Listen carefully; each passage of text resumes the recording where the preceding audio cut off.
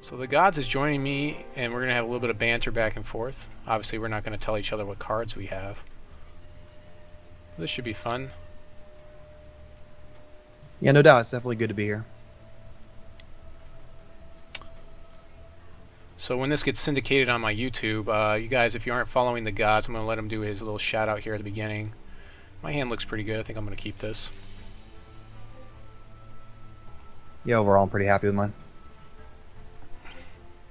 So probably best is to tell it now, because a lot of people just watch the beginning of the video sometimes. So probably just put your information out there right now. Okay, well, I am the Gods. I am doing my own little streaming here. Nothing really special, but I've been playing for about 2 or 3 weeks now. We're doing this tournament, so I'm pretty happy about that. Did a little went 2-0 early on in the series. This is round 2. We'll see how good this goes. Yeah, I got a really tough first round match myself, where my opponent never communicated with me and got a 2-0. So yeah, it was rough for me. Ooh, turn 1 chosen. That's pretty rough. That's definitely when you want to see him. Yeah, when I saw the hand, I was relatively happy just based on that one alone. Yeah, for sure. Obviously, I'm playing the ramp because that's what I play. Everyone knows that by now. And so flyers are a big problem for this deck. Should see an article coming out next week where I talk about playing ramp and why I've been so consistent playing it over and over again. Mostly because I just feel like it's a deck where it's like you really have to you got to do some work to beat it. Yeah, actually, I was running a different deck before, and I've recently switched over to this one because I was really unhappy with some of the patch changes, made my drops really inconsistent with some cost changes. So this is actually in a day or two I've been running this one. So my previous deck, I can talk about a little bit of that afterwards, but it was definitely very inconsistent now compared to other things I've run. Yeah, the Menacing Grulk nerf was a really big deal, for sure. That just made it so much tougher for people to splash it in and get some of the strength from the other shards. But there's some word on the street that I've heard that we will be getting dual shards in the next set, in set 2. And most likely the way that we're going to work is you'll put them into play. You'll get the threshold if you already had the threshold, and well, you have a choice of threshold, so you get the threshold no matter what. And then you'll have if you already had one of the resources in play, you'll get a resource in your pool to use that turn. But if not, you'll get 0 resources. So it's a lot like the lands that come into play tapped in Magic.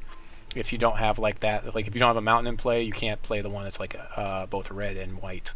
Or well, you can, but it comes into play tapped. Very similar to that. So that's the direction it sounds like they may be going from the word that I'm getting. That'd be pretty interesting too, because I mean, I like the sound for the pace of that. It doesn't make it so it's really easy to drop one. It's not like you're going to be immediately moving into another color, pretty strong with it. So it kind of leaves you off a turn. That sounds pretty good. Yeah, I don't know. I'd have to see kind of what their plan is right now. I mean, I definitely like how everything's been playing out lately. I think they've done a good job maintaining balance and doing fixes pretty quickly.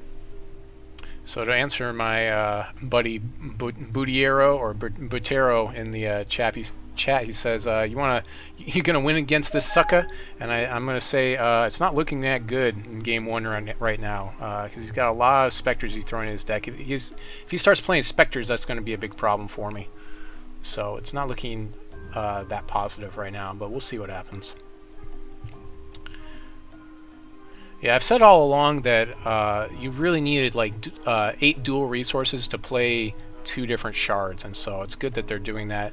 The question is going to be whether they're going to do like if there's going to be allied shards and enemy shards, and what I'm talking about. Wow, that's a lot of ancestors chosen, but yeah, I'm really dropping those. You know, it's interesting too because I started out the opening hand with just 1, and these have been 2 top decks where I was actually they've been pretty ridiculous so far. Yeah.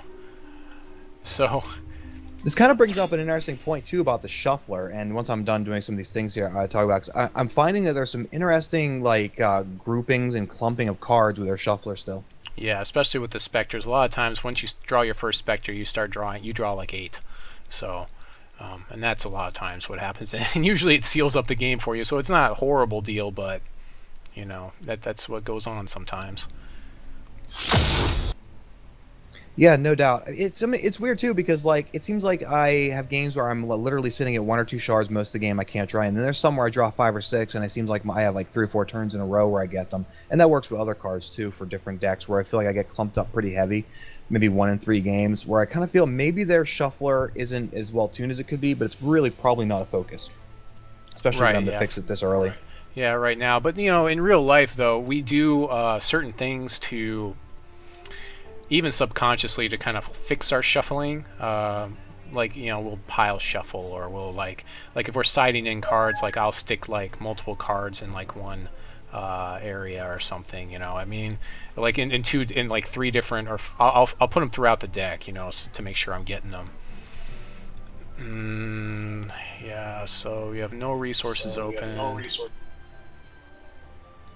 Right, you know, it's interesting too because I'm actually a judge for Magic the Gathering, and one of the things we look for is the deck sufficiently randomized, and a lot of times you'll see things a little bit heavier on one end or the other, and you have to kind of maybe watch that player, and a lot of time people like mono weave a little bit and then shuffle some. So sufficiently shuffling, I mean, in this case it is truly random, maybe in the sense of the computer's doing it and has no intent or has no ability to kind of let things go one way or the other. So it's kind of interesting.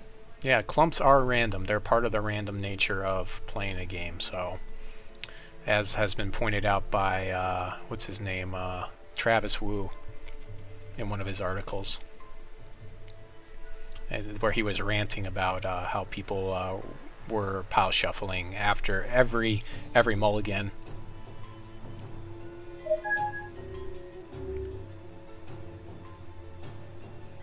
So I gotta say, at this point in the game, I mean, I'm sitting on 3 of these, which seems pretty strong. I've got, I feel like I have more and less going on than I would like. It's kind of weird, but let's just go and play this round and we'll see what happens here. Yeah, I don't especially like my position right now, so time rippling my Rhino, because that's the only thing to time ripple here. Okay. Yeah, I don't like the lack of showing targets for cards right now. For some reason over the last patch 2, it's gone down where someone will play a murder and I can't see what it is they're murdering, so I don't know if I want to respond. So I sit there and ask, I'm like, hey, what are you murdering? And I'm taking that player for his word. And the community is pretty good. I haven't had anybody like lie to me, but still, it hasn't been all that pleasant. For sure. Yeah, that's definitely a negative play experience, but that's just an interface problem.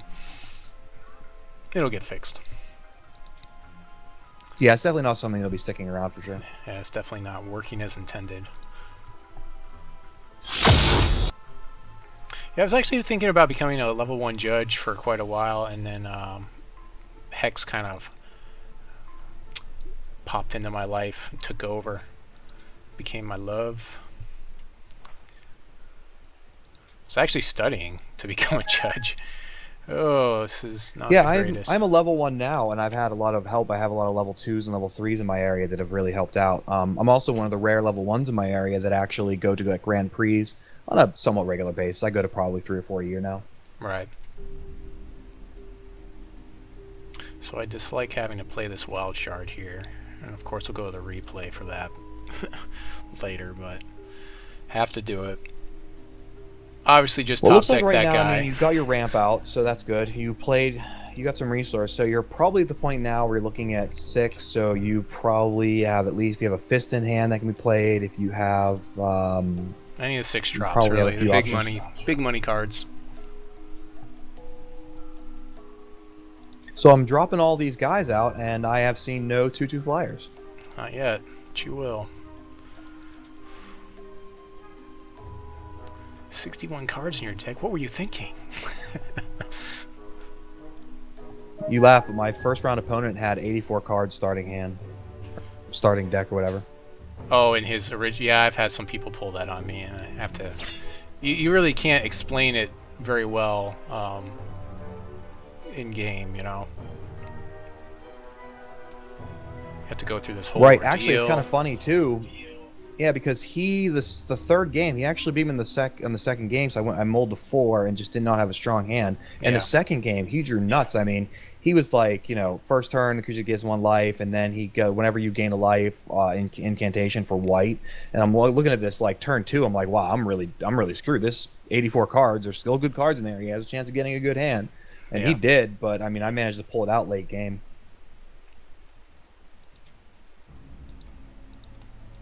I will most definitely make that block.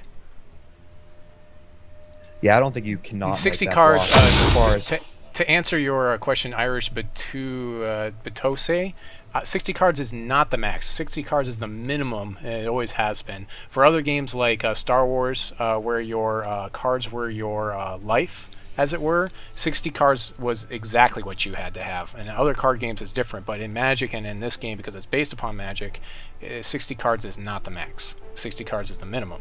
And every time you go above that, you are basically making your deck more clunky and less focused.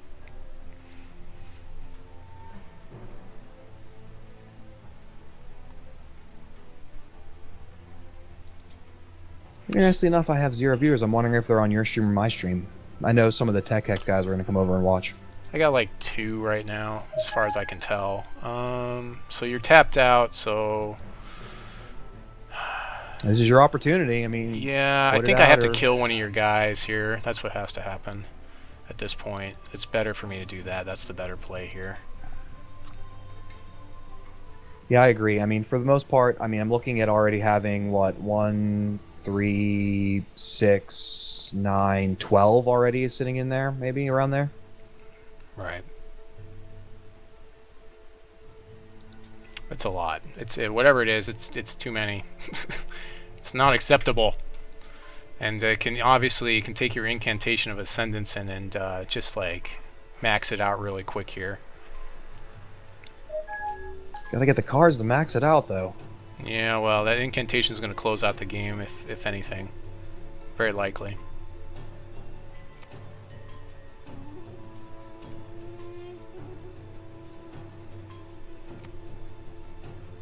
And it begins. Oh, man. I wish I could show you my hand. This is just kind of frustrating, but it is what it is. Yeah.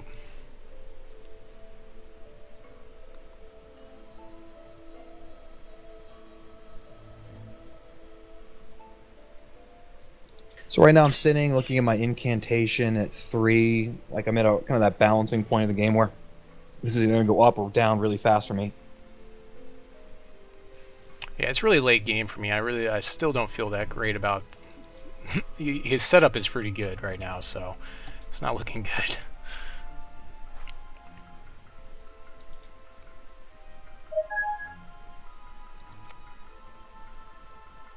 Counter magic, counter magic? No? Okay. And No counter magic. Oh, wow. 2 of them. That's just dandy. Yep, that's brutal. That's Space Dandy. That's what that is. That is not what I was hoping for. Like, if I had to make a list, that would be near the top of things I really wasn't hoping for.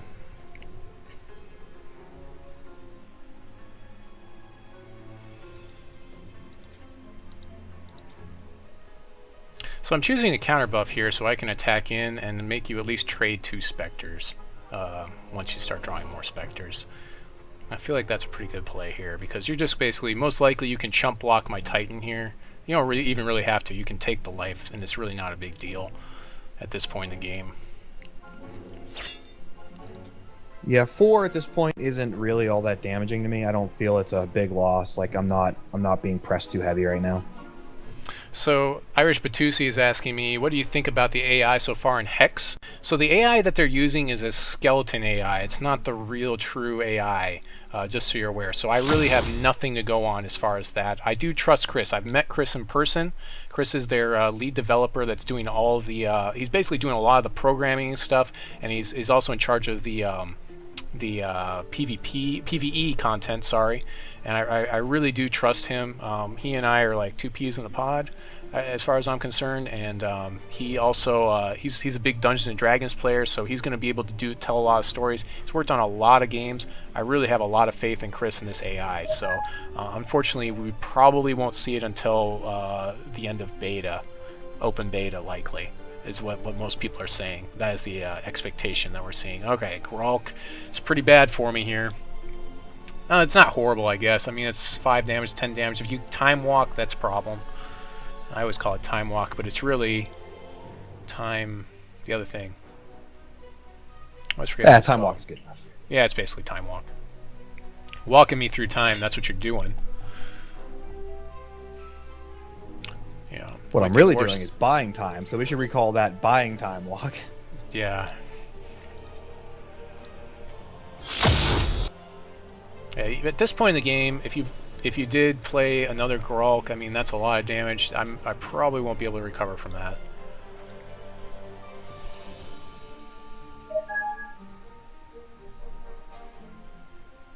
You know, I felt like I had a really strong start there, and I kind of had a midsection here where I really thought I was slowing down and I might not be able to handle, you know, once you caught up. And I still kind of feel that way just a little bit here, but it's just one of those things like, man, I felt like right in that mid game, I could have gone up or down. It could have been either way real fast. Yeah. So I can obviously play Fist to your open field pretty easily here. Obviously, you could have drawn into a counter magic, so it seemed pretty safe there, and then I can double buff the Fist pretty convincingly here because he has that crush damage or trample damage for all of you magic players that are still playing magic. Oh man, that's a big dude right there. Yeah, he's a must answer. That's one of the best parts about playing this deck. Even when I don't play Fist, the deck is dangerous, but Fist just really, he's one that's very difficult to deal with, and he's one that he asks your opponent a question, can you deal with me? Because if you can't, you're going to lose in 4 turns. It used to be 3 turns when he was a 7/7. That was ridiculous. Now this Armada is going to be pretty big too. Yeah, so that might actually seal it. That seals it up for me, actually, for you. There you go. Yeah, that's 14 damage. So not so good in game 1. Yeah, of course, we have no game. siding, so we'll be going right into game 2 here. Yeah, that looks like game. Right. I just needed to be a little bit faster on the jump. I need a little bit more ramp to begin with, but 3 shards. I had 3 shards, the 2 root dancers, and the 2 6-drops in hand. I felt pretty confident about this deck getting there eventually, but yeah, I just can't quite make it. If I were to side in against your deck, I would probably side in maybe another Chaos Key, and of course Flyers, probably more Battle Beetles. I've only got 1 in the main. The matchup is probably not the best for me. I actually wrote about this again in the article, which is probably going to get published next week. Funny enough, that this is not the worst matchup. The worst matchup is the control matchup with what do you call it, with Extinction. Any control matchup with Extinction is probably the worst matchup I have. This is the second worst matchup. Is anybody that can play a turn 2 Thunderbird, which he might have. That's a really bad day for me. It seems yeah, give okay. me 1 second here. I'm updating something. Go ahead. Give me 1 second here. I'm updating. Mastery of Time. Thanks, Volgaren. Time Walk, Mastery of Time. Time to take another turn. Time. So yeah, if you guys haven't headed over and subscribed to Thegods, he should be streaming right now. So if you just, if you do a search for Hex, you should be able to find him pretty easily. I'm not sure if he's the god. I know I subscribe to him. He's like the most recent person that I subscribe to. So if you check out the people I'm subscribed to, you should be on top. Right. Actually, right now I'm listed as Golden Saucer Guy for streaming. It's my Twitter handle. So I've been using that lately. I am going to maybe kind of try to figure something out with his naming schemes here on everything to kind of bring everything together, but we'll see. Yeah, everyone knows that's my thing with people, where it is that like they're one thing one place and another thing somewhere else, and I get completely confused because I'm Aaron Square everywhere on the internet. Everywhere. Yeah, I had signed up to Twitter and this a little while ago, and I kind of did that. And then when I didn't know I'd be getting this much into Hex, so I didn't really line everything up. So I'm sitting on a hand right now, and I'm debating on it. It's really rough. I'm not sure if I like it, but I think we're going to go ahead and keep it, just to see how it kind of plays out. Ooh, first turn, too. Seems pretty good. Yeah, this is really not the opening I'd be hoping for, but we'll see what I draw. So I've actually considered trying to make room in this deck for 4 of that card. Okay, I think I know what what do I go with here? Oh, I guess I have I've to... had a lot of debate about that card. I mean, if your deck is obviously creature heavy, it's really valuable. Missing is kind of like basically a blown 1 mana to reshuffle your deck. I like the card a lot still. There's been some debate of whether or not I think it's all that good, and I think it is that good. I think it is exactly what an aggressive deck needs. Well, it helps me search out Fist. I mean, that's the big thing with that card for sure. But it can miss because I am running Chlorophyllia and Chaos Keys, but very few times is it going to miss. Or, I have 24 shards in here. I used to run 25, but that was a bit much because you can count your dorks as resources. Like, they're like half resources. So really I have like 28 resources in here, plus the Chlorophyllia, so... Right. Really not impressed with my hand at this point now. I mean, I wish I was a little bit happier with it, but taking game 1, I felt like I could be a little riskier in game 2. Oh, for sure, yeah. Yeah, no turn 1 ancestral specters, or ancestors chosen, so I'm definitely happy about that. Even then, I only pulled what? I had 3 out at one point. I went through 12 to 15 rounds of 12, 15 going into my deck. I only pulled 2 out. That's not bad, but yeah, I would expect numbers to be higher in that case. Yeah, it's a lot. So obviously I'm not really hitting the ramp on him either, though, so he's got time. Turn 3 is like my big turn. If I could drop a Chlorophyllia, that'd be good, or crash a beast. So really a play I really didn't want to play right now. I jumped in for a peek on 2. Not really happy about that, but the peek in hand isn't going to do me much good in maybe a turn or 2, so we'll see. Yeah, I'd like to see peak going down to 1 resource cost. I think that really wouldn't be overpowered because it would be the same as a lot of other cards that we've seen in Magic, for instance. So I don't think it needs to cost 2. But it is what it is. It's probably the best cantrip engine at 2 right now for Sapphire. Yeah, actually, it kind of pushed the deck. Like, I originally had a mono Sapphire deck that wasn't like this one, and the deck really needed something that wasn't just draw 2 cards. It needed something where I could kind of dig through my first few a little bit of, something to really kind of dig in a little, and that's really what helps, and that pushes the mono Sapphire over the edge, I think. Yeah, definitely a little bit of oomph there.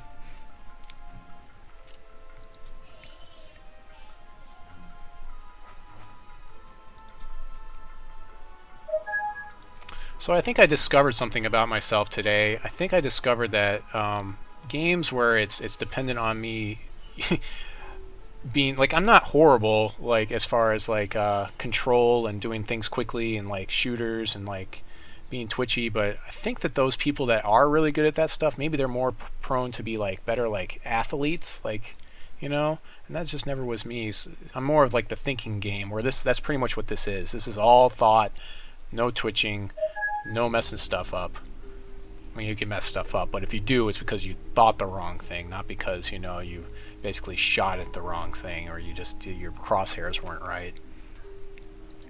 Oh, Buccaneer. Everybody's favorite blue card. So Yep. I opted to jump in on the Buccaneer this turn instead of playing some other options I had. And I think I like the Buccaneer the most against aggro because it causes you to be taking extra turns where you would be playing other things. I'm eliminating your build-up as much as I possibly can, and I really dig that the most about this blue deck when it plays aggro. Right. Yeah, it's definitely a great card to have. I mean, you could even run it in some sort of, what do you call it, some sort of Ruby Sapphire deck, as a tempo-y card. It stops those blockers, it helps you push that damage through. I haven't seen that happen too much, though. The Sapphire Ruby tempo is just not really a deck that I've seen just yet. So Vulgarian in my chat asked, "What's your thoughts on the new flying guy that searches for humans?" I like it. I played a couple white-blue decks where I focused on humans. It was kind of nifty. I had a guy get in with it kind of early and did pull a couple humans out. It's a little bit... I think maybe consistency is a little bit of an issue. I mean, if they have a flyer, it's only a 1/1, so that's kind of a problem. I saw a weird deck that used Dancer in that, and that was pretty interesting. Overall, I think it's a mediocre card. I mean, it seems pretty good, but when in application, I'm not as impressed as I could be.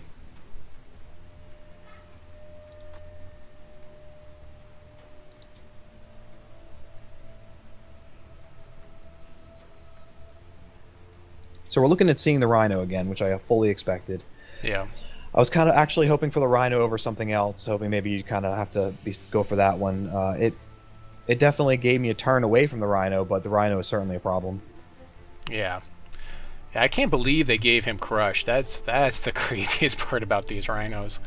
There's just so many like threats in this card. Too. In this, right, like the same cost, you're looking at what? There's a 3/2 with Crush. So I mean, why even play that? Why not just go for the Rhinos? And even then, it can get you more Rhinos. It's just the 3/2 with Crush, I believe, is 2, but I think he's dual threshold. I believe that's what he is. Yeah, he is. You're correct. Yeah, so he's a little bit quicker out of the gate if you're gonna run like no 6-drops and no Chlorophyllia or something, and maybe run some Pack Raptors or something. But of course, if you're running Pack Raptors, you're probably not going to want to run Rhinos because it's just it's a little bit clunky. So, yep. This is something else I addressed in a prior article. The clunkiness of playing cards that shuffle into your deck, and it's like, which one do you want to draw? Do I want to draw Crash Beast or do I want to draw Pack Raptors? Because if I want to draw Pack Raptors, I shouldn't play Crash Beast then, and vice versa. Oh, I was hoping you would play another card. Decision here. Yeah, that was risky. Yeah, I was really going in for a risky decision. I'm looking at a hand I thought that was pretty strong, but maybe I'd be more interested. Next turn, you're sitting at 4, giving you the possibility of hitting 5. That's not quite 6. So 5, though, gives you the 5/5 Jadiim, which kind of worried me. Yeah, but I mean, I can't run a ton of Jadiim in this deck. I can only run max 3, really, because he's unique, and so it could end up being a lot of dead cards in my hand. It's interesting the way they decided to do the unique cards that go into play, because in Magic we had a rule change recently with the unique cards, whereas it used to be when I played one and you had one in play, it killed both of them. Now we can both have them in play, and but now with Hex, the way it works is when you play the next copy of the unique card, the same thing, like my opponent doesn't lose theirs, and I can have mine in play, but actually I should have played that in second main phase. That's a play mistake there. Right, that's all good. But still putting out the Jadiim, no mana to counter it, so I'm kind of sitting and just watching this Jadiim is going to smack me in the face next turn. Yeah, but going back to what I was saying, like if I were to play a second Jadiim, it would simply kill the old one and the new one would stay. That's pretty much what would happen.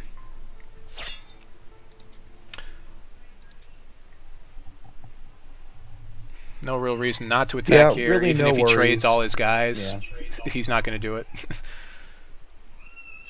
Yeah, I think I'd rather have the 2/2 flyers, especially with the Jadiim sitting out. There's a small chance I can take the 3 for right now without a problem. Yeah, for sure.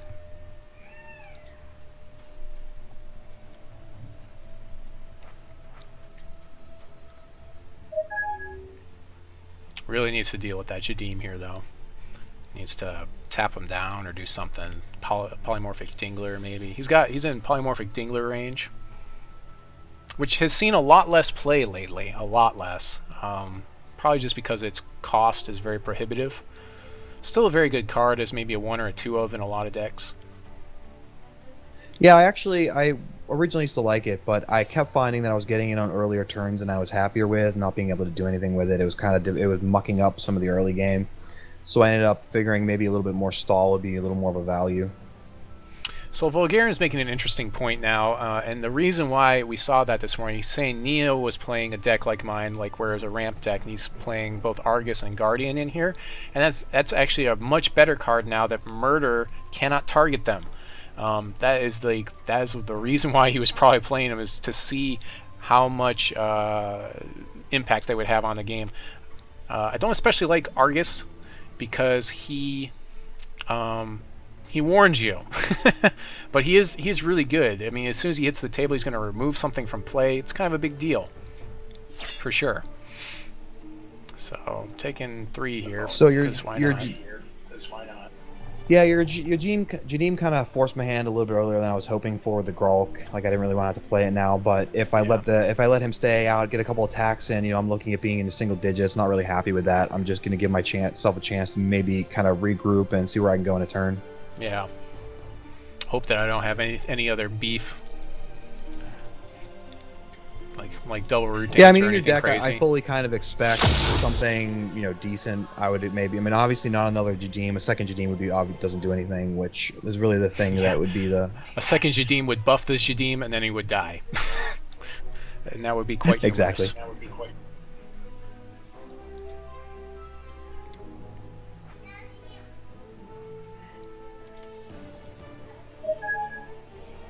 Interesting decision, but I think this is the best decision here. Again, he's not on counter magic, so we're just going to go for this. No real attack phase here anyways, so... Interestingly At enough... this point, I'm basically banking on getting some good cards. Interestingly enough, his if he were to counter Fist of Briggadon, the cost would still trigger Jadiim, because it says when you play a card, I believe. Yeah, whenever you play a card. So it's still being played even though it's getting countered. So that's working as intended, in case anyone was wondering about that.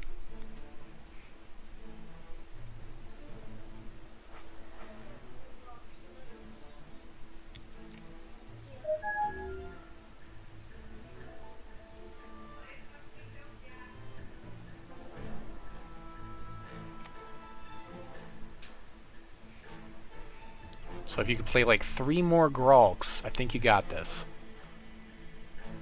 All right, so now I just need to draw 3 Grolks illegally right off the top of the deck right now. Yeah. Actually, so here's a funny story. There's a card, what is it? It's a 4/4, costs 7, it's an artifact creature. It says you can't lose the game and your opponent can't win. I forget what it's called. I had a friend that used to, he said he saw someone in a major tournament, like in a PTQ, play that card, had it on the field, and then he just started drawing cards off the top of his deck. So his opponent called a judge over, and his judge says, hey, you can't do that. And he goes, I have this card in the field. It says I can't lose. Unfortunately, disqualifying does not count as losing, so that'd be pretty funny. I would give that guy bonus points just for doing it. Yeah, it was like a hilarious thing to do, That would be something that you would do at an FNM, with buddies, and then just concede the match or something. Quite humorous.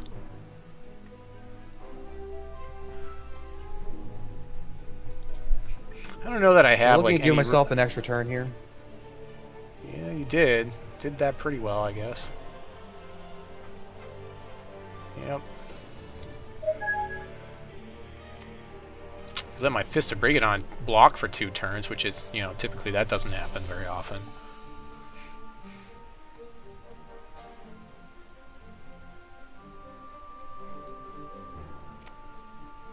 Oh, Buccaneer for Fist, most likely.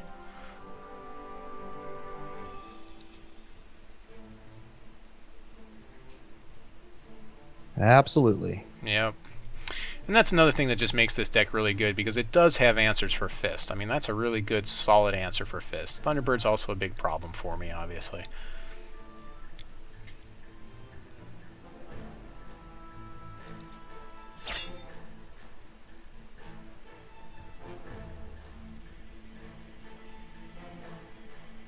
Yep.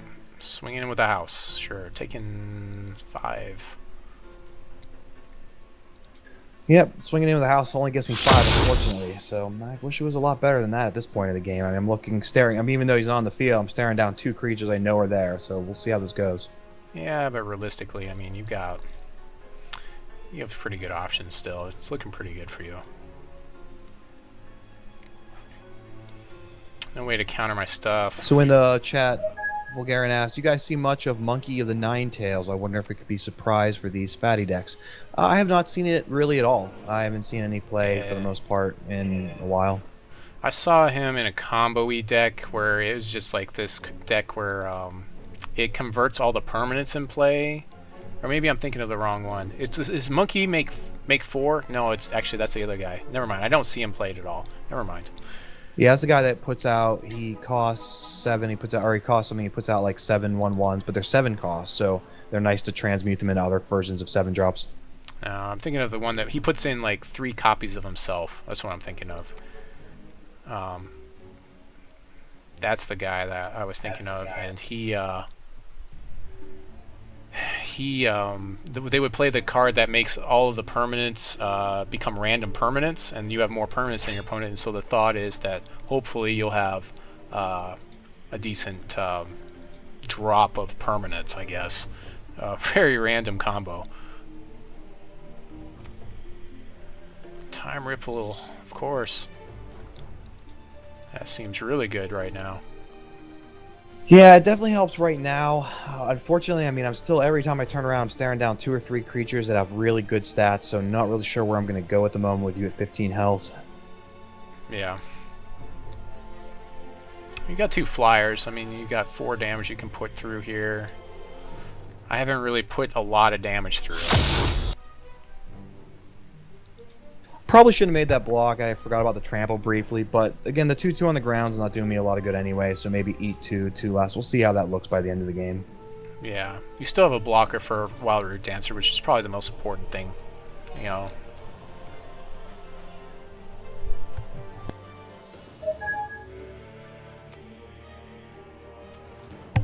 Well, things keep looking more and more up for you.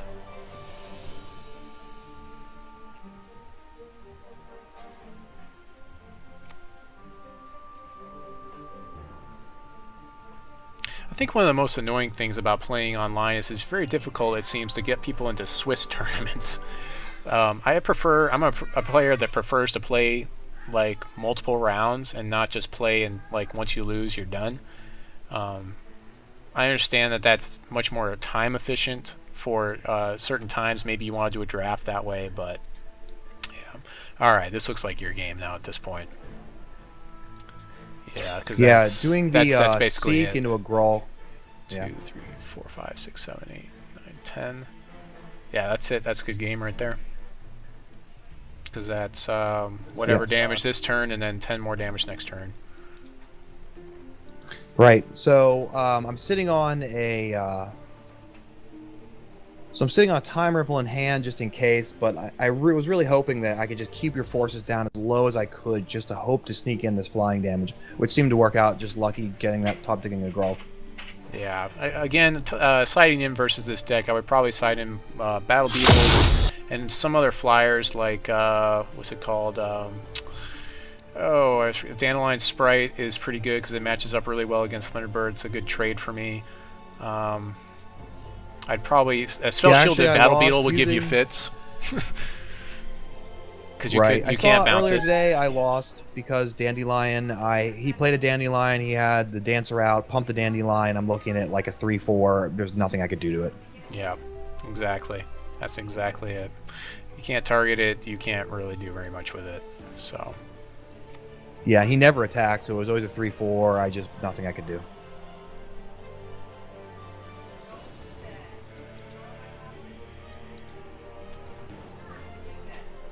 So I am gaining some life here, so I think I might have a turn. Yeah, I have to see what I draw. You have to have a blocker up for Jadiim, possibly. So that'll probably be one of your Grulks or possibly a Spectre. Really doesn't matter either way. Probably a Grulk because you want to have the ability to bounce the Spectre and to draw that card maybe. Man, I love bouncing cards.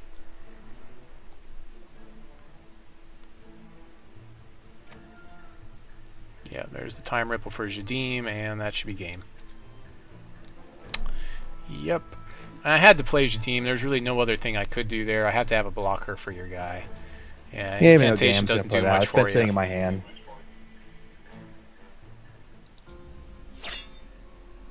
Actually, that's 2, 3, 4, 5, 6, 7, 8, 9, 10, 11. Okay, so I'm still alive, but not really.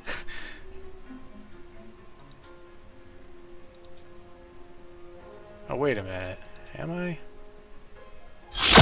Down to 1. You are at 1. I'm at 1, but now I can swing back for 14, 15, 16. Oh, yeah, that's dumb of me. Wow, I just handed you the game. Yeah, you did.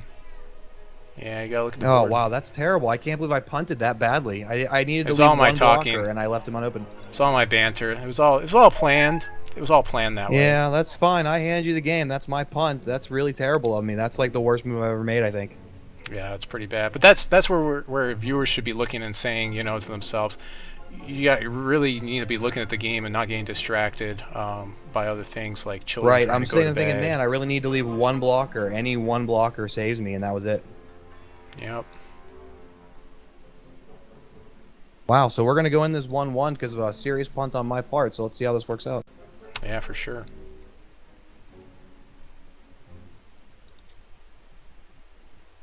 Well, I go on record saying that was the biggest punt I've ever made in my life. I put you at ease with all my banter. That's what it is. It's really just... I think that's 20 damage. 18... Yeah, that's 20 damage. Yeah, I would have had to have blocked the 9-9, which was the plan, and then but I swung in with a little extra character for no reason. Yep.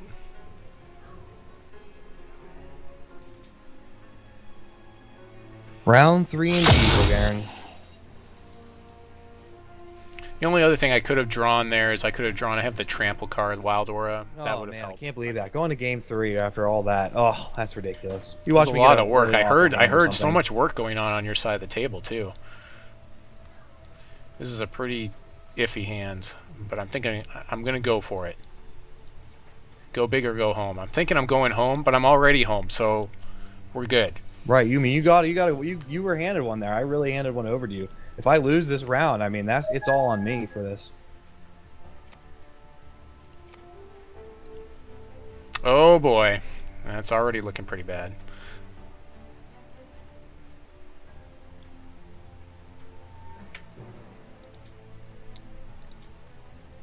I haven't had a turn 1 dork yet. Yeah, and I don't have one this game either. I would like to get 4 more dorks. I think there needs to be some shin hair shard dorks in the game. I think that would be not overpowered and perfectly fine. So hopefully we're going to see some shin hair resource dorks at some point in time.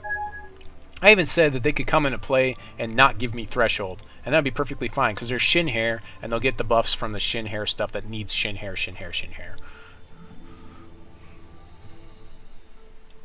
Ugh, not real happy with this one. Well, you haven't mulled yet. So this is like game 3. You still haven't mulled. I don't think I haven't mulled either. So we've had some pretty good hands, really, for us not mulling. Yeah, odds are, normally I have at least, a mull to 5, mull to 6 somewhere. I haven't had any. My hands have been really, really well balanced. Yeah, which is always what you want to see.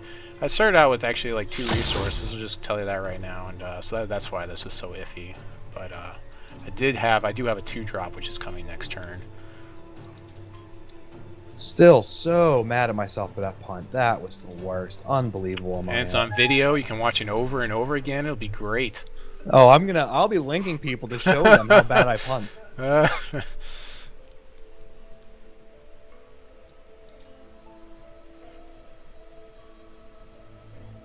think in my head I saw it and I thought, oh, I get them. I'll have them down to 0. It'll be great. And then I was like, oh, nope, you need to leave a blocker open. Then I just attacked anyway. Yep, them's the breaks. Hey, so something is kind of interesting to me recently is it seems like a lot more aggro is coming through on the modern scene. What's up with that? You have any idea about that? Yeah, I did the Modern Grand Prix in Detroit, and that kind of seemed to be an earlier showing that we were going to start seeing some. And even though I was on side events all week, and I started seeing some deck lists where there's a decent amount of aggro showing up. It was pretty interesting. Yeah, because everyone for quite a while it was like combo or nothing, or control. It was like combo, control, or play whatever it is. The Tron deck. Play some sort of flavor of Tron.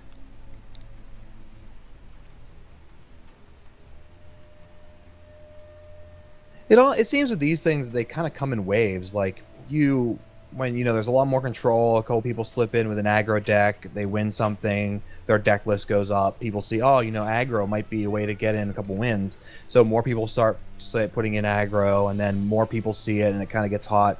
Then a couple control decks start bringing it back and getting some big wins over aggro, and it flows back in that direction. Yeah, for sure. I'm still a big pod player. I mean, if I were to ever play again, modern in a tournament, I'd probably play pod again. So, do I give you 2 damage here? I don't think that I do. I think I just go ahead and play a Chlorophyllia. Yeah. Oh, Chlorophyll is rough on me. Yeah, it's a bad time for you. Because now it's like you're at 3 resources. You can try to fake me out with some sort of counter magic, and if you have resources up, I play something else. So it puts you in a bad position. Trading a sensei for your chosen is really good for me, but I don't think you would ever do it, and the 2 damage is not worth it for me. That I would take in response. Yeah, there's no way I'm getting these guys off the field. Yeah, I see a lot of people making trades with them earlier, when we were kind of like maybe half the people were in the alpha. That just baffled my mind. It just baffled me, especially like because it would be like they'd be trading like some other like random aggro vanilla creature, kind of like this sensei.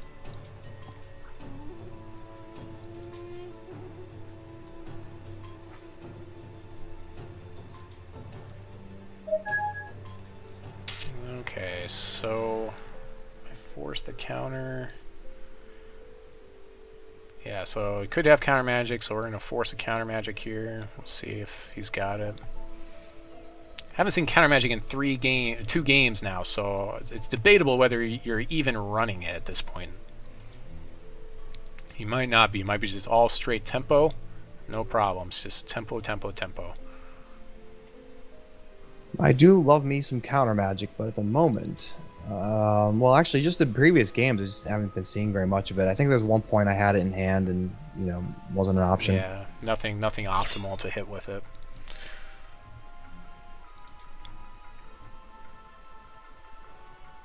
Oh man, putting on the 3/3. I mean, it's. Ooh. Yeah, he's like a beast now, except he doesn't have trample, or he has crush. He's like a rhino. Yeah, gonna go ahead and let it slip by for now. He's a shin hair rhino. That's what he is. Yeah. The worst part is like later on, I start pulling Buccaneers and things like that. I mean, I'm putting a card back in your hand that you draw another card off of, so it really doesn't help me, especially something that cheap. Yeah, there's quite a few cards that are very similar to that are not good for you to bounce, like that and Honeycap. Honeycap's another one that's really bad for you to bounce. Oh, so the 6/6 Honeycap becomes 12/12. Huh. That's weird.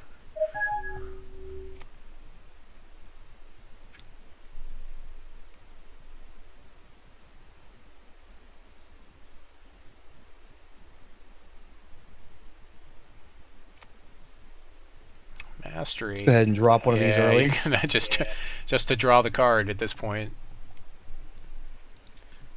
That card might as well have just said draw a card. Yeah, it's really painful to even have to play. Draw a card and play an extra resource. Did it go off? I'm not seeing it. We might be stuck here. Your clock is running. Oh, there we go. I got priority back. There we go. You're in your end step. Well, I'm wondering if the card went off at all. It should have. Yeah, it's still your turn. Yeah, okay, good. I didn't see it hit. Didn't get a card draw. I did see it enter the side panel casting area. What do they call that? The stack. It entered the stack or the chain. Is the stack yeah, I saw it hit the stack, and then all of a sudden it was off, and it wasn't in the graveyard. So, is the stack like copyrighted or something, or is it just like we had to be different, so we called it the chain? Yeah, I think there's a lot of terms. I have a feeling that Magic had some terms because if Magic is claiming that they coined the stack, then they probably owe computers some money. Just saying. Whoever. I wonder how many things they had to have different before Magic decides to start suing. I don't know. I know that there is a certain statute of limitations on copyrights and things, so on like terms and stuff. So I think that that's also what's making this game possible, possibly. But I did before I put in on the Kickstarter. I made a specific point to ask them about the legality of having a game like this and having Magic, and they said that they had a legal department and they weren't worried about it, and that's really all I needed to know. So Yeah, so I gotta say, I'm feeling like I'm in a pretty bad position right now. I have a lot of the cards that I need, but nothing to back them up as strong as I'd like. Oh yeah, and it just got worse. 6/6 could have counter magic in hand, so I gotta draw it out here a little bit. So we'll be doing that most likely in our second main phase. But for now, we're just gonna buff these Root Dancers and then put lots of damage through. Possible chance that he's gonna bounce something here. But if he was, he'd probably do it right now. Bounce it before they get buffed to fizzle the buff. Which is actually I used the bounce before the buff, and it actually is weird. Like sometimes it keeps the buff on, sometimes they only get a 2/4. I couldn't figure out the range for like when I needed to get the buff, when I needed to get it off. Yeah, it says it's difficult to know when the cards become spells and when they don't. Also, because like there is a chance that because it's permanent, even if it's hitting your hand, it's still targeting the card.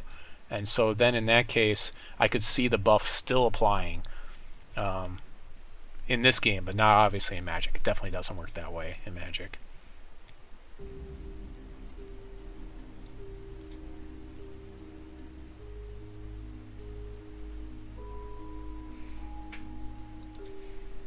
That's really good for me. Less Spectres is always Yeah, I good. just couldn't let 7 go through. Yeah, I had a few good turns with Spectres. I just can't, in good conscience, go down to 10. So let's see if you take the bait on this really big Honeycap. Honeycap's very double-sided. Doesn't have. He can be chump blocked all day. He could be really big, but a lot of times he's typically 4/4, 5/5. But I mean that's still reasonable for his cost. I just can't find room for more than 2 in a deck though. And I feel like that's about right for this deck. It's very splashable though, but you know you would never splash him because you wouldn't have wild resources to buff him. So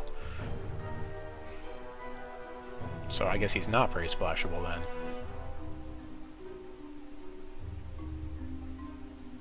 Seven resources on his side of the table. I don't think you've missed a resource drop yet, which gives me card advantage. No, I have not. Yeah, that's really bad actually for tempo, because your top end is 5 with Grulk. So yeah, that's really bad.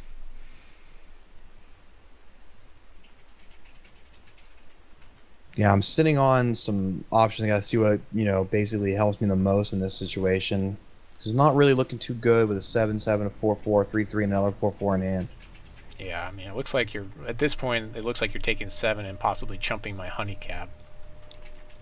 And then second main phase, I've got to play at least something. At least a Root Dancer could be coming back or something else. Yeah, Grulk, okay. Yeah, I think this is the best move for my time to buy myself the most time.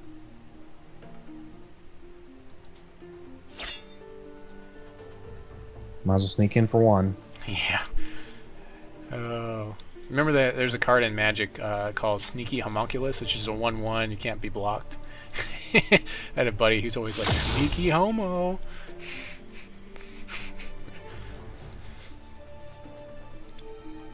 I thought that was funny. Man, that punt in game 2 is just it's come back to bite me. Haunt It's been all you since it's gonna be the worst. Like I can't believe it. Unbelievable to me that I did that. It kills me, and now I'm like on the defensive because I have no options. Yeah, so now I should be able to... So yeah, obviously I'm throwing out the Battle Beetle here because you have no good answers. No solid answers for it. Of course I can't give it flying just yet, but you can't target it. All you can do is Grulk it.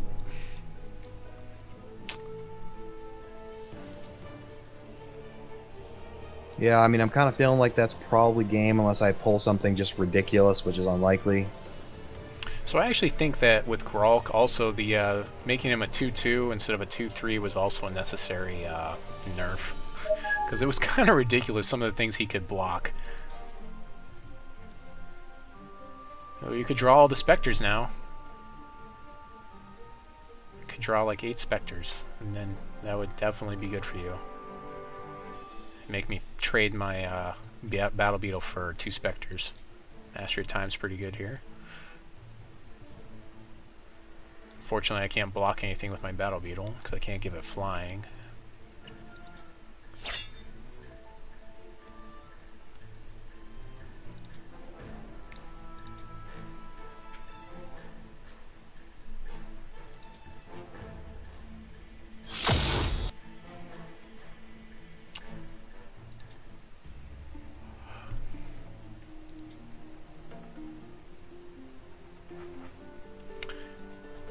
It's also kind of funny because I don't know if you watched the first tournament of streamers when there was like really only like one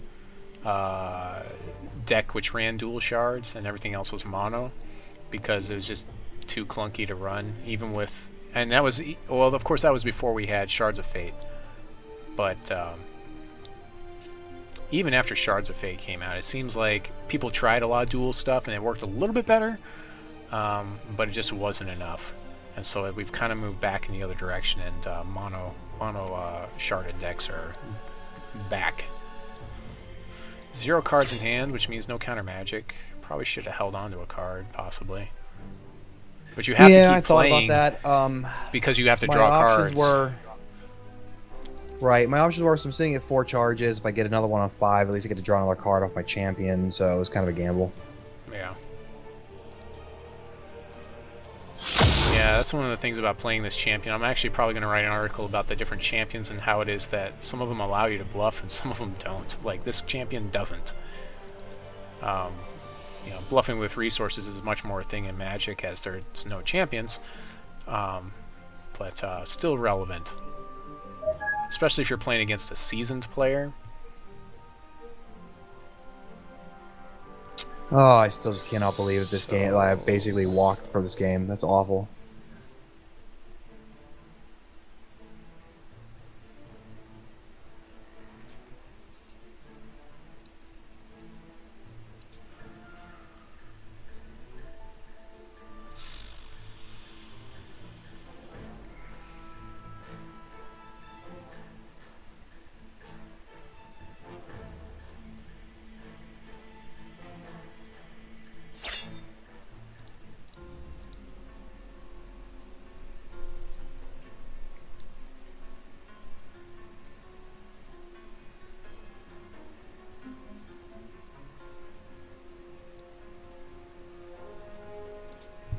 Yeah, you're still not in a horrible position, really, though.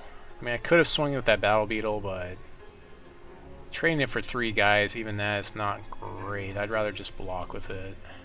Although you could top deck a Grolk here, but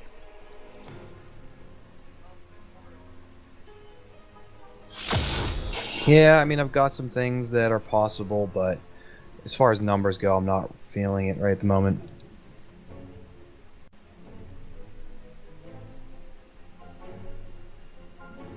Yeah, I think that Jadiim basically spells game for me. yeah. This is kind of a debatable play. Yeah, I'm not gonna do that. I really want to have the Battle Beetle in case you bounce my Jadiim or something to block off your guys.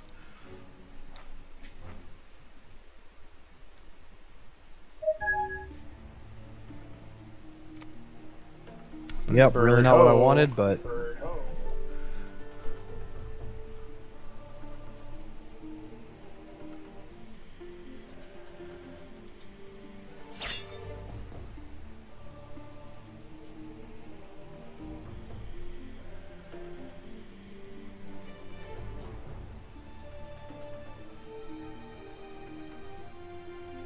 so at this point, I think it's buy time.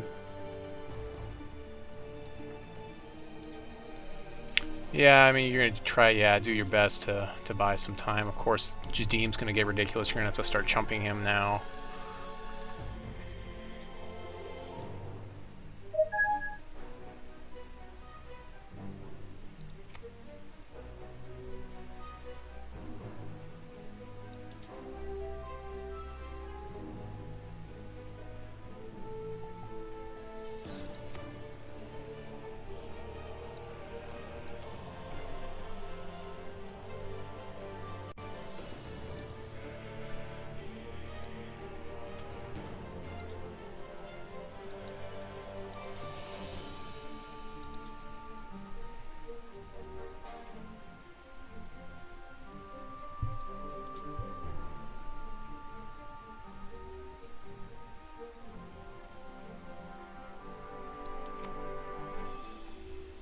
Oh, it's just so depressing that I just punted so bad and now I'm about to lose. That's just the worst. Absolutely the worst. Yeah, I mean, it's really like not a lot to say at this point in the game. Yeah, it's like things are swinging my way. I was looking at a 2-0, and now I'm looking at losing, 1-2 here. This is just absolutely awful. Well, but if you top deck Grolk here, I think you win still. Because you have 1, 2, 3, 4, 5, 6, 7, 8, 9, 10, 11. Of course, you have to chumps here. So you have 11. Yeah, if you top deck a Grolk, you still win here. Time Mastery, not so much.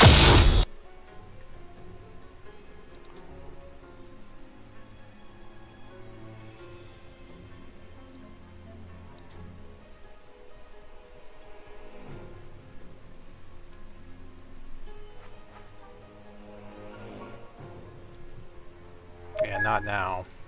I think I would have taken the 5. Yeah, there's the Grolk. Yeah, I think you're right. Yep. Yeah, that was dumb of me. I had the math on that one. I just counted the Grolk as an attacker, and that was another wrong move. Yeah, so you still need a blocker. You need like a couple of blockers. So this really isn't that great. It really just buys you a turn because you can't swing for lethal here. Well, I'm looking at you can untap during your turn, right? No, I can't. But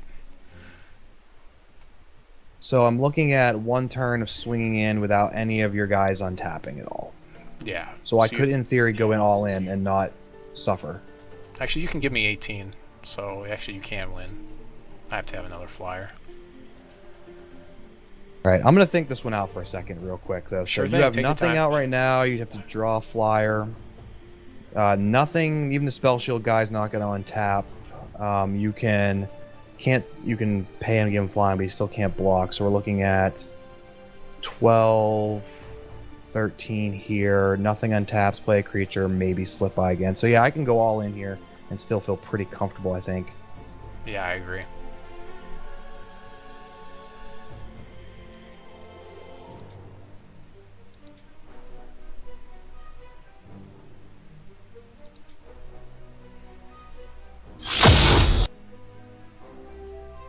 If I draw a Chaos Key here, that would actually be good. Wouldn't that be awesome? It would help. It would get rid of some of the damage that you're putting out. So I did have something earlier that was pretty amazing, and I wish I would have played it out a little bit differently. Or maybe it was a previous game where I could bounce a creature, and I chose to bounce one of yours. I should have bounced the Grolk, played the Grolk again. This is an interesting choice. So I need blockers in the air. So this is the choice I'm making. That probably just saved your game, though. Possibly. And I can buff it too. Because there's no reason for me to have resources because the Battle Beetle is going to be tapped anyways. So that hopefully is enough blockers. You could draw another Grolk, you win. You could Time Ripple, and you're doing okay. Not necessarily a winning board state, though. You really need another Grolk here.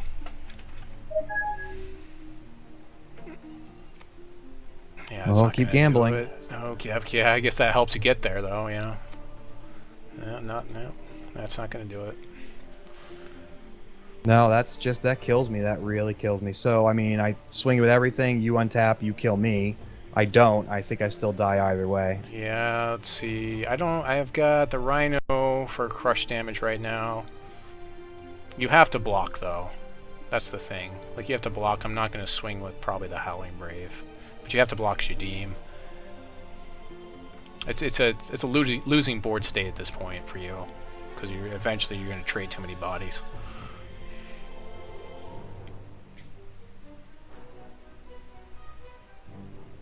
Yeah, that's the thing about playing tempo, especially like when Delver was around. If you lost tempo for like a turn, or especially for 2 turns, where you weren't dealing damage and you weren't controlling the board state, you lost. Like almost every time. That's why I never wanted to play Delver, even though it was dominant in its day.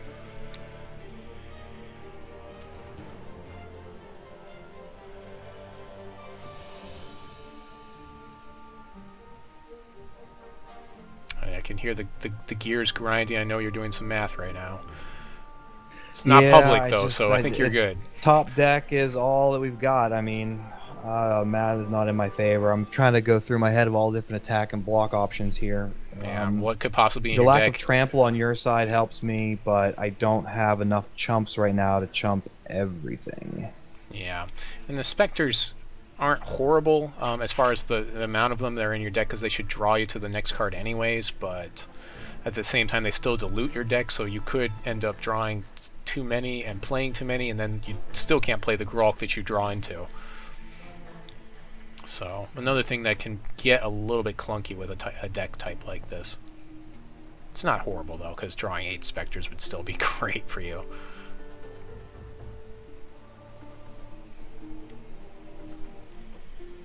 Yeah, I'm actually looking at right now thinking that I can't attack with anything due to the high stats of the creatures. Any one creature gets pumped too much, and then you slip in for lethal.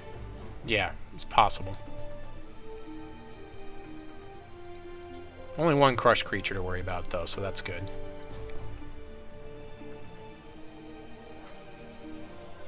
Yeah, that's actually the biggest issue, because if I don't block one creature and you pump the crush, then I lose. Yep.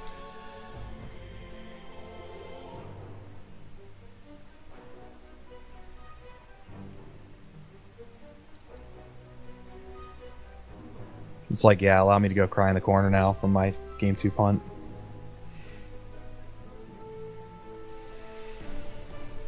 Man, that Jadiim really just took the wind real quick right out of me.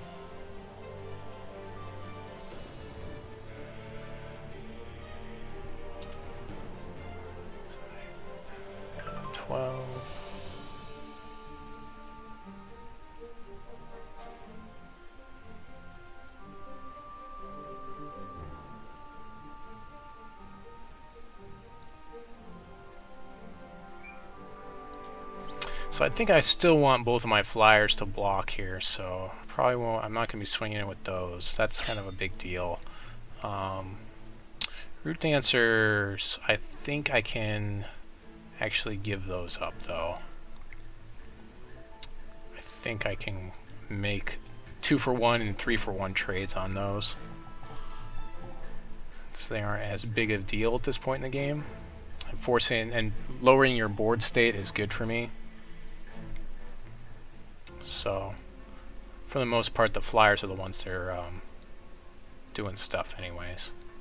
So, play mistake playing the Fist of Briggadon in the first main phase. There, I should have looked at my combat step first to make you think that I have Wild Aura in hand, which I can't have now.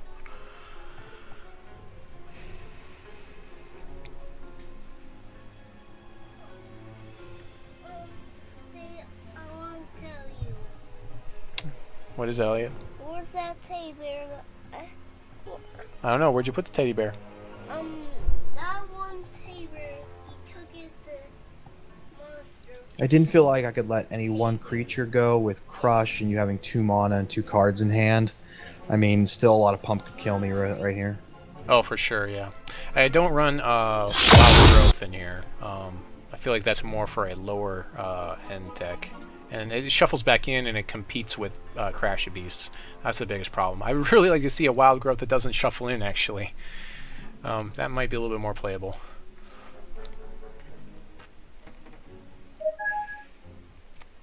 And I'm pretty sure this is game here. 1 second.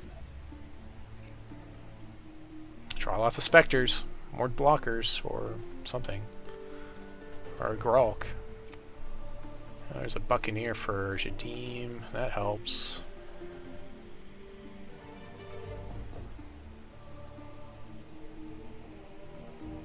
Ooh, that's a good play. Yeah, Buccaneer the Grolk. That might be a game for me then. Yep, that might be your good games right there. Is that 6 and another 6? I can't block it. Ooh, we'll see.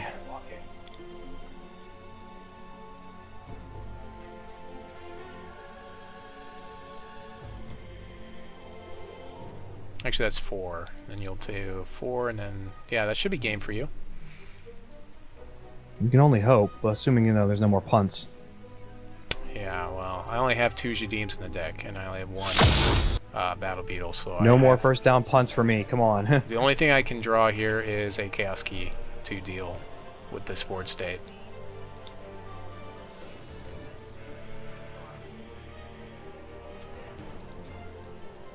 That is not a Chaos Key. So it looks like game to you, sir. I'm going to go ahead and play this. Oh, wow. This was some pretty intense stuff. Play a Honeycap here to block off your Buccaneer for good form. And might as well play a Root Dancer, I guess. But that's pretty much it, because I can't block your air superior, your Air Force, as it were, and I'll take 6. Well, you never know. I could punt this one right now. Yeah, well, I mean... it's kind of funny. I'm actually not even touching my mouse right now, just for fear of clicking through phases too fast. Oh, sure, sure. Well, you know, I wouldn't... I would have still given you the game. Because there's nothing, like, at this point, like, yeah, I had to... The Chaos Key is the only answer I have left that could deal in that, you know... even playing 1 resource wouldn't have given me enough to gain another 5 health. Unfortunately, I needed to play 2 resources to do that. So, good games to you, the gods. Ooh, wow. You guys make sure to check them out. I hope this video gets a lot of views, because this is for 3 games. That was just absolutely intense. My game 2 punt, unbelievable. We should. I'll finish this off and we can do a little bit of commentary here. Sure.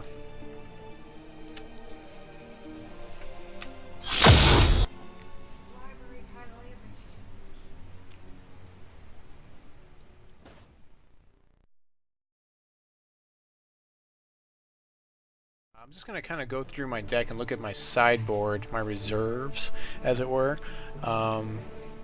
Again, pretty poor matchup for me, I felt, versus this deck. I've talked about it. I actually wrote an article again about it today, talking about how Thunderbird turn 2 is really, really bad for me. You didn't have that, but you had enough tempo and enough bounce that basically you take over the board state, and I can't block flyers at all.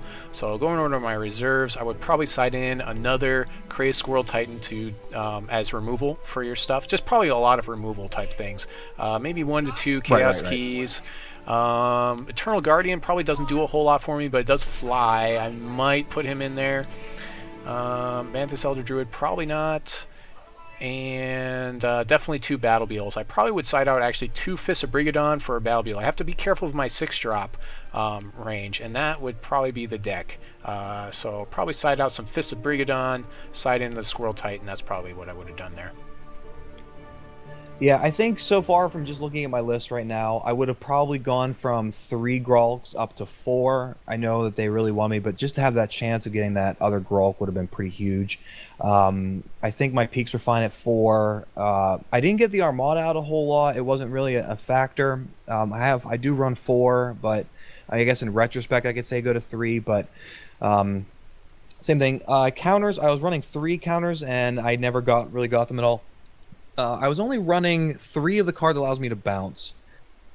I'm only running 3 Time Ripples. I might have gone to 4 in this case, and maybe brought something else down a little bit. I'm running 4 Thunderbirds, and I'm running 4 of the Ancestors' Chosens. So, I mean, like I said, I went down from 4 Oracle Songs to 3 Oracle Songs, and went from Grolk from 2 to 3 originally, assuming that there's been a lot of aggro lately. I know you'd run green before, so I kind of felt that was at least a strong possibility. So the only thing I compensated for before we started playing was going from 2 to 3 Grolks, and I think that might have really made the difference. Yeah, for sure. Yeah, again, pretty poor matchup. Probably a better matchup for me would have been if I had decided to go with like Mono Ruby versus you, because I just kill your Chosen at the beginning of the game, and I can basically kill most of your stuff outright with point and click destruction. Because most of your stuff has like a 2-point back end, so that seems like probably a better choice versus your deck. If I were to just choose decks, but still not horrible. Because if I turn 3 Fists and you don't have an answer for it, it's pretty bad for you. Didn't really have the nut draws tonight on that. Of course, you can bounce them and still tempo them quite well. So even if I have the turn 3 Fists, it's not great. Yeah, you know, with the 4 Buccaneers and the 3 Time and the 3 Time Ripples, I'm looking at 7 early bounce. Those, and I think most of those are good for the early aggro, but I just wasn't getting them regularly enough early. So I think if you would have had a stronger early game due to better opening draws, yeah, you probably would have had me there. I mean, even then, I would have been a much lower health for the late game, and I wouldn't have been able to survive a lot of those. And again, that turn 2, just dropping the ball pretty hard, giving you a chance to come back, to have that really back and forth third game was pretty. It was exciting, but man, does that gets your blood real pressure nail flowing. biter. Yeah. Another big one is if I happen to get the nuts on Crash the Beast. If I get like 2 Crash the Beast in my opening hand, that can be really problematic for you. But you know, chances of that are pretty low. And you know, obviously drawing the third one is pretty ridiculous too. A lot of times, it doesn't matter what deck you're playing against, that can seal up a lot of games. But other than that, yeah, I think it was just definitely a match in your favor. I'm happy that you did so well and pulled it back, brought it back, redeemed yourself, and Yeah, that's for sure. took the round. Yeah, that was probably that. Like, again, that was the biggest punt I ever made. It was a crazy comeback off a top deck. I mean, basically those last 2 turns where I came back were all top deck. So I was about down to nothing for 3 turns there, where I was basically pulling everything off the top, whatever I could. So looking back, playing that shard, not leaving a card in hand, aiming to get that champion off a second time was really big, because it gave me that card. I pulled the Grolk off it and everything. Without that, I wouldn't have been able to do it. So leaving that in hand would have been a poor choice. It would have lost me the game. Yeah, do you have a catchphrase yet that you like to close out with? I do not, but hey, you know, it's better to be lucky than good. There you go. So, yeah, this is Aaron Squire signing off, saying God bless you and your families, and you can go ahead and do your catchphrase. All right, well, like I said, it's better to be good than be lucky. Thank you guys for listening. Follow me at Golden Saucer Guy, and have a good night. All right.